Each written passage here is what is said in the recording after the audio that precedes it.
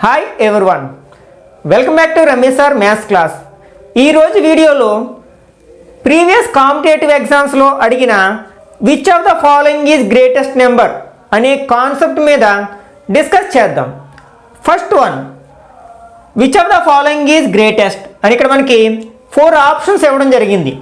0.7, 0.7 whole square, square root of 0.7, 0.7 bar. మనం ఇట్లాంటి question చూసిన వెంటనే సాధారణంగా ఏమనుకుంటామంటే స్క్వేర్ రూట్ ఆఫ్ 0.7 అనేది మనం స్మాలెస్ట్ నెంబర్ అనుకుంటాం.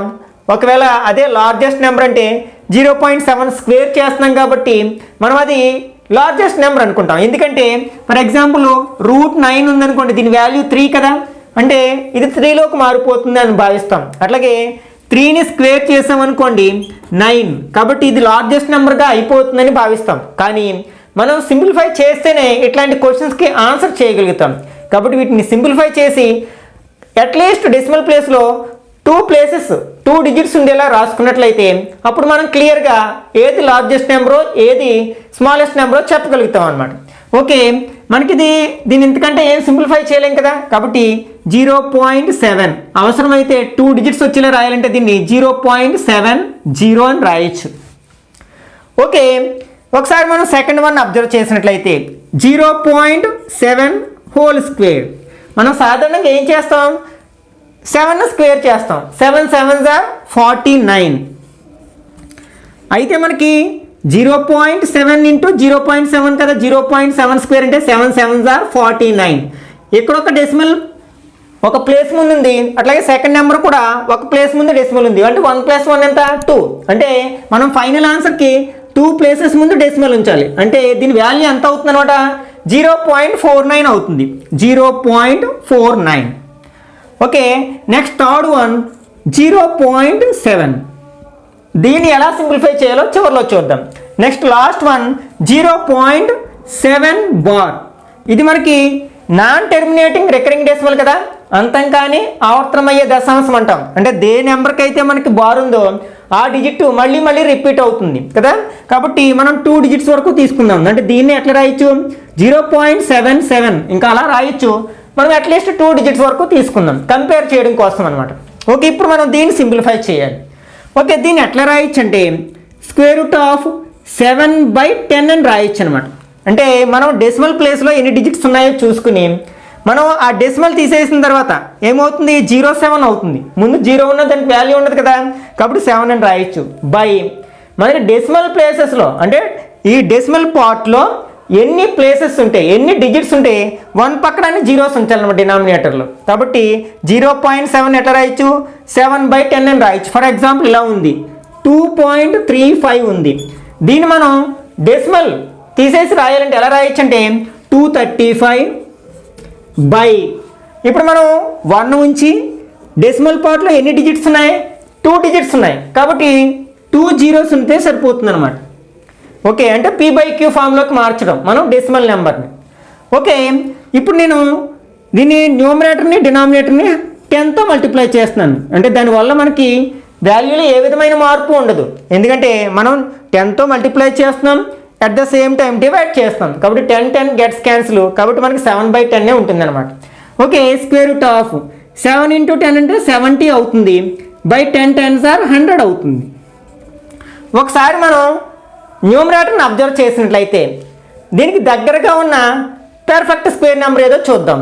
అంటే 64, ఇంకా దీనికంటే చిన్నదే. మనకి 64 యొక్క వర్గమూలం స్క్వేర్ రూట్ ఎంత, 8 కదా.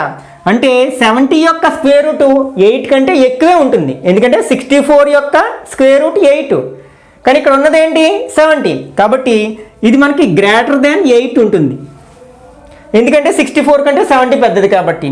అలాగే 100 యొక్క స్క్వేర్ రూట్ 10 అవుతుంది.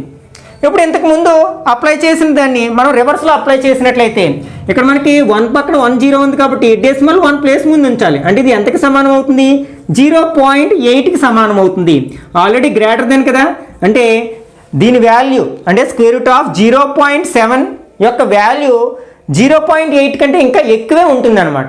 అవసరమైతే దీన్ని 0.80 2 డిజిట్స్ వరకు రాసుకున్నట్లయితే, ఇప్పుడు మనం కంపేర్ చేసినట్లయితే ఇది అన్నిట్లోని కూడా మనకి ఇంటిగ్రల్ పార్ట్ అంటే డెసిమల్కి ముందున్న దాన్ని మనం ఇంటిగ్రల్ పార్ట్ అంటాం, పూర్ణాంక భాగం అంటాం కదా, అన్నిటిలోని జీరోనే ఉంది. కాబట్టి తర్వాత మనం డెసిమల్ పార్ట్స్ని కంపేర్ చేయాలి. డెసిమల్ పార్ట్లో ఫస్ట్ డిజిట్ ఇక్కడ 7 ఉంది, 4 ఉంది, ఇక్కడ 8 ఉంది, 7 ఉంది. ఓకే, ఇవి రెండు ఈక్వల్గానే ఉన్నాయి. అంటే అన్నిటిలోకి స్మాలెస్ట్ నెంబర్ ఏంటి 4 కదా, అంటే ఇది స్మాలెస్ట్ నెంబర్ అవుతుంది. అట్లాగే అన్నిటిలోకి 8 పెద్దది కదా, కాబట్టి ఇది మనకి గ్రేటెస్ట్ నెంబర్ అవుతుంది అనమాట. అంటే మన కరెక్ట్ ఆప్షను సి అవుతుంది అనమాట. కానీ మనం స్క్వేర్ రూట్ ఉంది కదా అని దాన్ని స్మాల్ నెంబర్గా భావించే అవకాశం ఉంది. కానీ ఇది డెసిమల్ నెంబర్ కాబట్టి మనకి ఆన్సర్ మారిపోతుంది. ఓకే, సెకండ్ క్వశ్చన్ చూద్దాం. Which is greatest number? 2.89 whole power 0.5, 2 minus 0.5 square, 1 plus 0.5 by 1 minus half, square root 3. Okay, ఇంతకు ముందులాగే వీటిని అట్లీస్ట్ 2 డెసిమల్ ప్లేసెస్కి సింప్లిఫై చేయడానికి ప్రయత్నిద్దాం. ఫస్ట్ నెంబర్ ఏంటి? 2.89 హోల్ పవర్ 0.5. ఓకే, మనకి 289 యొక్క స్క్వేర్ రూట్ తెలుసు, ఎంతంటే 17. కాబట్టి దీన్ని ఎలా రాయొచ్చు అంటే 1.7. మరి డెసిమల్ 2 ప్లేసెస్ ఉంది కదా, మనం స్క్వేర్ చేసినప్పుడు 1 ప్లేస్ ఉంటే 2 ప్లేసెస్ అవుతుంది. కాబట్టి మన స్క్వేర్ రూట్లో 1 ప్లేస్ అవుతుంది. దీన్ని హోల్ స్క్వేర్ అని రాయొచ్చు. అలాగే పవర్ 0.5 ఉంది కదా, దీన్ని 1/2 అని రాయొచ్చు. 0.5 అంటే 1లో హాఫ్ కదా, కాబట్టి 1/2 అని రాయొచ్చు. ఇప్పుడు ఈ 2 గెట్స్ క్యాన్సిల్, అంటే ఇంకా మనకి పవర్ 1 ఉంటే దాని వాల్యూలో మార్పు ఉన్నది కదా, అంటే దీని వాల్యూ ఎంత అనమాట 1.7 అవుతుంది. ఒకవేళ మనం డెసిమల్ పార్ట్లో 2 ప్లేసెస్ ఉండాలంటే 0 ఉంచుకోవచ్చు. ఓకే, ఇప్పుడు మనం సెకండ్ నెంబర్ని తీసుకున్నట్లయితే 2 మైనస్ 0.5 స్క్వేర్, అంటే 2 మైనస్ 0.5ని స్క్వేర్ చేసినట్లయితే ఫస్ట్ 5ని స్క్వేర్ చేస్తాం. 5 5 ఆర్ 25. స్క్వేర్ చేసినప్పుడు డెసిమల్ నెంబర్ ఇక్కడ 1 ప్లేస్ ముందే డెసిమల్ ఉంది కాబట్టి 2 ప్లేసెస్ ముందుకు వస్తుంది, అంటే 0.25 అవుతుంది అనమాట. మనం 2లో డెసిమల్ లేదు కాబట్టి డెసిమల్ పెట్టుకుని ఎన్ని జీరోస్ అయినా పెట్టుకోవచ్చు. ఓకే, మైనస్ చేసినప్పుడు డెసిమల్ కింద డెసిమల్ ఉండేటట్లు రాసుకుని మైనస్ చేస్తాం కదా, అంటే 0లోంచి 5 మైనస్ చేయలేం కాబట్టి బారో తెచ్చుకుంటాం. అంటే ఇక్కడ 9 10 ఉంటుంది. 10లోంచి 5 మైనస్ చేస్తే 5, 9లోంచి 2 మైనస్ చేస్తే 7, 1లో మైనస్ 0 అంటే 1. అంటే దీని వాల్యూ ఎంత అనమాట 1.75 అవుతుంది. నెక్స్ట్ థర్డ్ వన్ చూసినట్లయితే 1 plus 0.5 by 1 minus half equal to 1 plus, మనకి 1 మైనస్ హాఫ్, 1లోంచి హాఫ్ తీసేస్తే ఇంకొక హాఫ్ ఉంటుంది కదా, కాబట్టి 0.5 బై హాఫ్ అని రాయొచ్చు.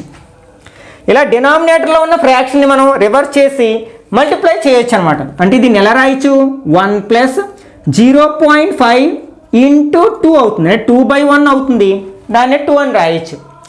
ఇప్పుడు మనం 1 ప్లస్ 0.5ని డబుల్ చేసినట్టయితే ఇది హాఫ్ కదా, 0.5ని డబుల్ చేస్తే మనకు 1.0 వస్తుంది, అంటే 1 అనమాట. 1 ప్లస్ 1 2 అవుతుంది. దీన్నే 2.00 అని పెట్టుకోవచ్చు అవసరం అయితే, మనం డెసిమల్ నెంబర్గా మార్చాలనుకుంటే.